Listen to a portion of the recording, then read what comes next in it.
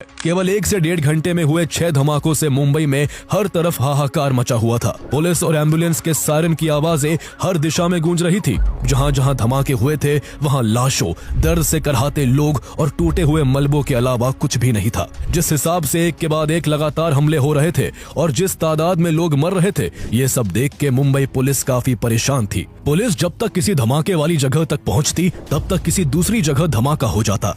एक ही टाइम पर अलग अलग जगहों पर हो रहे धमाकों की वजह से पुलिस को कुछ समझ नहीं आ रहा था कि आखिर इस सिचुएशन को कैसे कंट्रोल किया जाए। सबसे बड़ी समस्या ये थी कि ये धमाके कोई सामने से नहीं कर रहा था जो पुलिस सीधे तौर पर उससे निपट पाती। एक ही घंटे में आतंक का माहौल पूरे बॉम्बे में पसर चुका था।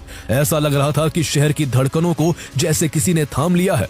बॉम्बे अपनी रफ्तार खो चुका था और जो लोग घंटे भर पहले तक काम में डूबे हुए थे वो अब अपनी जान बचाने में लगे हुए थे। धमाकों के सिलसिलों में 7वां बम विस्फोट दोपहर के 3:05 पर जावेरी बाजार में होता है। हीरे और जवारात से चमकने वाला ये बाजार अचानक काले धुएं और मलबे से ढक गया। जहां कुछ देर पहले लोग अपनी रोजमर्रा की खरीदारी कर रहे थे वहां अब सिर्फ चीखे, टूटे कांच और बिखरी हुई दुकानें रह गई थी।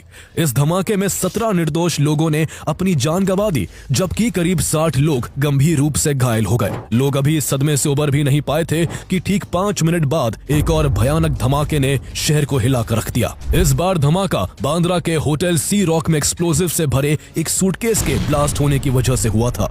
इस धमाके से होटल की खिड़कियां और दरवाजे चकनाचूर हो गए।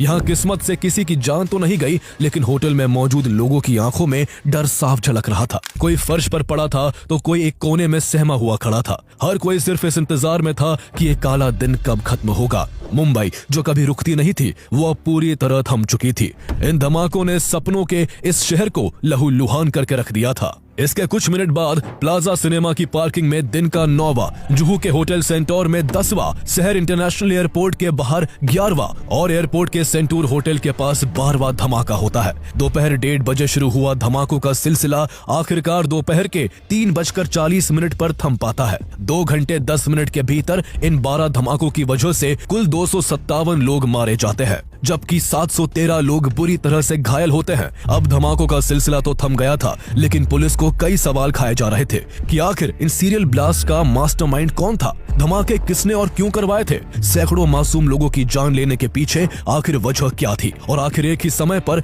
12 धमाकों की इतनी बड़ी साजिश कब और कैसे रची गई। 1993 12 blasts took place in Mumbai. इन सीरियल धमाकों में 257 लोग मौत की नींद सो गए। Now, the fate of Bollywood star Sanjay Dutt, who is facing a 6-year jail term for possessing illegal arms. उसने दाऊद इब्राहिम के गिरोह पाकिस्तानी खुफिया एजेंसी